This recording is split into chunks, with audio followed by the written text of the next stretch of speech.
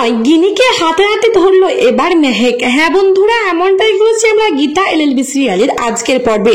গল্পের শুরুতে দেখতে পাবো গীতা পরিশির খবর নেওয়ার জন্য পরিশিকে ফোন করে, কিন্তু এদিকে তো পরিশিকে আগে থেকে মুখ চেপে আটকে রেখেছে অধরা এবং তাদের বাড়ির লোক, কারণ পরিশিকে এবার খুন করার প্ল্যান করেছে তারা মিনুর মতন। তারপরে গীতা ফোনটা তুলতে পরিশিকে বারবার করে জিজ্ঞাসা করে, পরিশি আপনি কথা বলছেন না কেন, আপনি ভালো আছেন তো?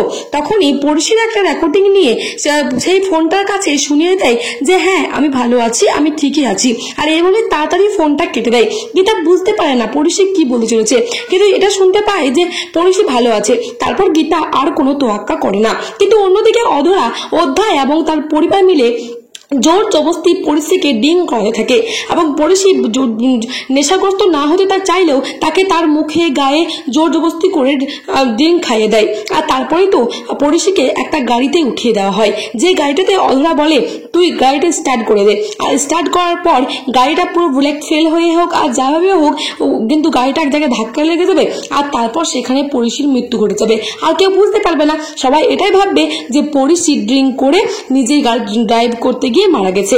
তারপরে তো কথা মতো পরিশিকে গাড়ি চাপিয়ে গাড়িটা স্টার্ট করে দেয় আর পরিশি একটা গাড়ির সঙ্গে ধাক্কা লেগে যায়। আর তারপরে পরিশি সেখানে সঙ্গে সঙ্গে মাথায় মুখ দিয়ে রক্ত বেরোতে থাকে এবং পরিশি সেখানে অজ্ঞান মতো হয়ে যায়। অন্যদিকে তো রাকা, মেহেক আর ইরিন গীতাকে বারবার বলে থাকে আর বলতে থাকে, গীতা বৌদি তুমি কেন বুঝছো না? গীতা বৌদি, গিনি বৌদি তোমার ক্ষতি করতে চাইছে, তুমি বুঝতে পারছো না এটা? গীতা বলে কি বলছো কি তুমি মেহেক? রাকা বলে আচ্ছা কি ভুল বলছে মেহেক বলো তো গীতা? মেহেক যা বলছে সমস্ত তো ঠিকই বলছে। তখন গীতা বলে কিন্তু ও আমার দিদি, ও আমার কেন ক্ষতি করতে চাইবে? ইরিন বলে ক্ষতি করবে, ও তোমার ক্ষতি করবে গীতা বৌদি, তুমি কেন বুঝতে পারছো না? আর তখনই সেখানে গিনি চলে আসে আর গিনি নাটক করতে শুরু করে দেয় আর বলে বোন তুই আমাকে ভুল বুঝি, এই বাড়ির কোনো লোক আমাকে বিশ্বাস করে না, সবাই খালি এটাই বলতে থাকে যে আমি নাকি তোর ক্ষতি করবো, তুই কি এটা ভাবিস? গীতা বলে না দিদি তুই এটা কেন বলছিস, আমি কেন তোকে ভাবতে যাবো তুই আমার ক্ষতি করবি? গিনি কান্নাকাটি করতে থাকে নাকা নাকা। আর তারপরে গীতা বলে তুই এমনটা করিস না দিদি, আমি তোকে বিশ্বাস করি। গিনি বলে জানিবি বোন, আর সেজন্য তো আমি 9 মাস পর্যন্ত এই বাড়িতে থাকবো, আর তারপর তোকে স্বাদ খাইয়ে দেবো, তোর একটা ফুটফুটে সন্তান হয়ে যাবে আর এই বাড়ি থেকে আমি চলে যাবো। শুধুমাত্র তোর খেয়াল রাখার জন্যই আমি এই বাড়িতে এসেছি। এই নে টাওয়ালটা নে, আর তারপর তুই স্নানটা তাড়াতাড়ি করাই, আমি খাবারটা বেড়ে রাখছি। তারপরেই তো গীতা টাওয়ালটা নিয়ে স্নান করতে যায় আর গিনি মনে মনে ভাবে যাও যা গীতা এবার তুই যা, তার ছাদে গিয়ে এমন পেট্রোল বাথরুমে ঢেলেছি তুই স্লিপ কেটে এমন পড়বি তোর বাচ্চা তো এবার আর কোনো মতেই বাঁচতে পারবে না। আর মনে মনে বলতে থাকে আমি 9 মাস কি, আরে আজকে এই কাজটা সাকসেস হয়ে গেলে আমি 9 দিনও এই বাড়ি থাকবো না, এখান থেকে আমি চলে যাব, শুধুমাত্র এই কাজটার অপেক্ষায় আমি আছি। আর তারপরে গীতা বাথরুমে যায় ছাদের ওপরে আর তখনই সেখানে স্বস্তিক যায়। স্বস্তিক বলে গীতা আমাকে তাড়াতাড়ি টাওয়ালটা দাও, আমি তাড়াতাড়ি বাথরুম থেকে বেরিয়ে আসছি, তুমি একটু দাও না। গীতা বলে আরে আমি একটু যাই না। আর তখনই স্বস্তিক বলে না না আমি বাথরুমে যাবো।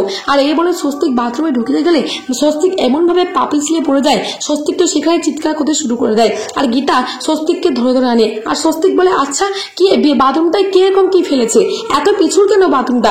আমি তো পা দেওয়ার সাথে সাথে বাথরুম থেকে পড়ে গেলাম। আর সবাই মিলে সেখানে জড়ো হয়ে যায় আর সবাই মিলে তো কোনো কিছু বুঝতেই পারে না। তারপরে গিনি আসে আর বলে গীতা বোন তুই বাথরুমের পিছন কেটে পড়ে যাস নি তো?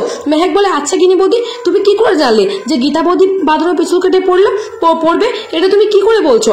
গিনি বলে ও মা আমি চিৎকার শুনতে পেলাম তাই তো এলাম। তখনই মেহেক বলে চিৎকার তো গীতা বৌদি করেনি, চিৎকার দাদা ভাই করেছে আর দাদা ভাই পা পিছলে পড়েছে। স্বস্তিক বলে আরে পা পিছলে পড়বো না, ওখান থেকে এত কালো কালো কি একটা পড়ে রয়েছে আর তারপর সাবানের ফেনা দিয়ে পুরো বাথরুমটা রয়েছে, এবার তাহলে আমি পা দিয়ে পিছলে পড়বো তো কি হবে?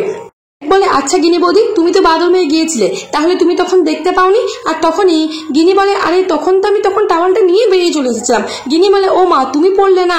আর স্বস্তিক দাদা ভাই ঢুকতেই বাথরুমে পা পিছলে পড়ে গেল, তোমার ব্যাপারটা কি?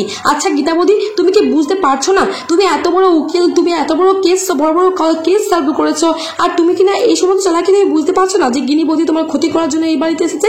যেটা শোনার পর গিনি তো পুরোপুরি চমকে গেছে, গিনি আর কোনো উত্তর দিতে পারছে না। তাহলে বন্ধুরা এমনটাই চলছে আমরা গীতা এলএলবি সিরিয়ালে আজকের পর্বে। আগামীকাল এবং পরবর্তী আপডেট পাওয়ার জন্য চ্যানেলটিকে সাবস্ক্রাইব করে পাশে থাকুন। ধন্যবাদ।